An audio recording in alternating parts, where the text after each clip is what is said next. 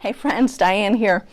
Continuing with the happy habit, Mrs. Meyer gives us this great advice. It is no one else's responsibility to make you happy. So stop waiting for someone else to make you happy. Do what God puts in your heart, because that will bring you joy. She gives a great story about this on pages 87 through 89 of this book, which I won't go into, except to say when the woman in the story finally understood this truth, she made some changes in her life that not only improved her marriage, but helped her discover the gifts God had given her. When she implemented them, she found the joy she was craving. This can be our reality too. I'm a pharmacist by trade, yet when I was practicing, I was miserable.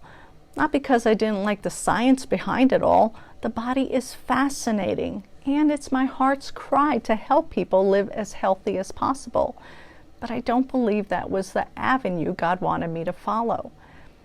Now that by God's grace I'm coaching, speaking, and teaching, I have found my purpose and can use my expertise in ways to help others, as well as leave my life more fulfilling.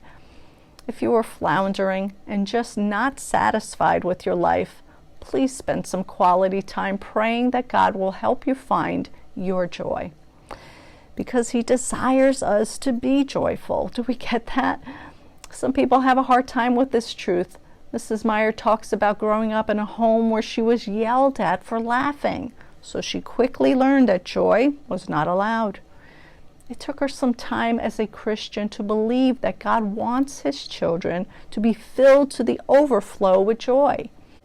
She cites another one of my favorites, John 10:10, which clearly speaks about how Jesus came that we may have the abundant life, one overflowing with peace and joy and all that is good in Him. So please, give yourself permission to laugh, and laugh often. Being joyful reflects God's immaculate character. Remember the fruit of the Spirit? Some people might think they cannot be happy until they are perfect. Well, good luck with that. In that case, no one would ever be joyful. Mrs. Meyer says, even while we are maturing and changing, we can enjoy our imperfect self.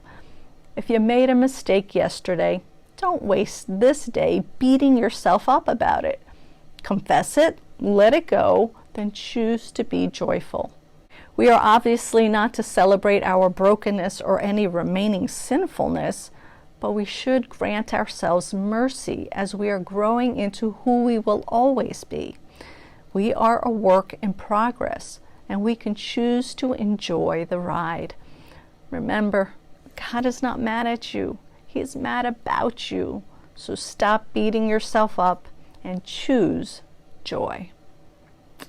We'll get to the next habit tomorrow.